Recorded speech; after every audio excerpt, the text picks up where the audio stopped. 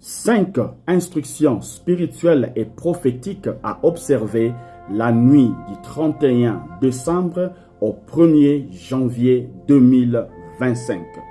Après avoir obéi à ces instructions spirituelles, vous allez expérimenter cette année la grâce de Dieu dans tous les domaines de votre vie.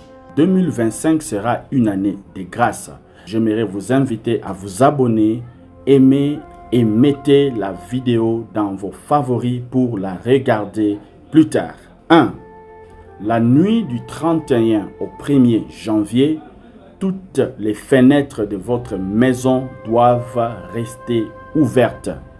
Il est écrit dans Daniel 6:10, lorsque Daniel sut que le décret était écrit, il se retira dans sa maison où les fenêtres de la chambre supérieure étaient ouvertes dans la direction de Jérusalem.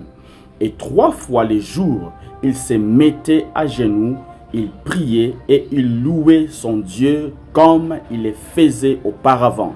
Le 1er janvier est un jour sacré.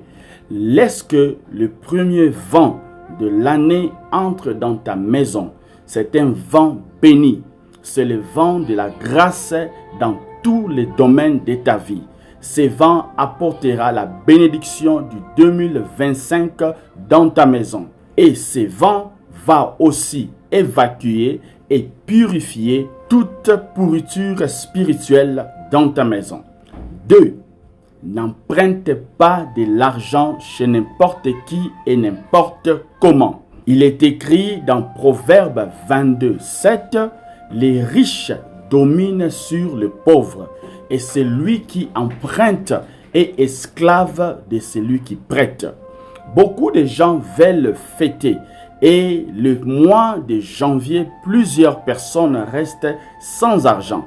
Et le diable s'arrange toujours que vous commencez votre année dans des dettes.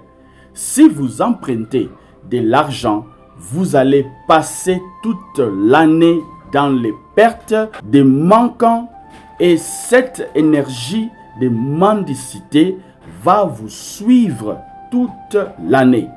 Car l'argent représente l'énergie, le sang et ta vie. Si vous allez libérer votre première énergie financière pour emprunter chez quelqu'un, c'est-à-dire vous deviendrez esclave financier selon Proverbe 22:7. Les riches dominent sur le pauvre et celui qui emprunte est esclave de celui qui prête. Instruction numéro 3. Donnez librement aux pauvres et aussi à tout celui qui est dans les besoins, en n'espérant rien en retour. Et quand vous donnez, ne filmez pas surtout pour le publier dans les réseaux sociaux, comme plusieurs le font. Jésus-Christ a dit dans Matthieu 6:2, lorsque tu fais l'aumône, ne sonne pas de la trompette devant toi, comme font les hypocrites dans les synagogues et dans les rues, afin d'être glorifiés par les hommes. Je vous le dis en vérité, ils reçoivent leur récompense. Et leur récompense, bien-aimés, c'est les j'aime et les partages que vous voyez dans les réseaux sociaux. Mais devant Dieu, ils sont tous des hypocrites. Et dans Proverbe 19:17, souligne que celui qui a pitié du pauvre prête à l'Éternel, qui lui rendra selon son œuvre. Et instruction numéro 4. Ne nettoyez pas votre maison le 1er janvier, car tu vas nettoyer la bénédiction qui était entrée dans ta maison. Dieu avait dit aux enfants d'Israël d'observer le sabbat, les jours du Seigneur. Le 1er janvier, c'est le premier jour de l'année dédié à Dieu. C'est ton sabbat.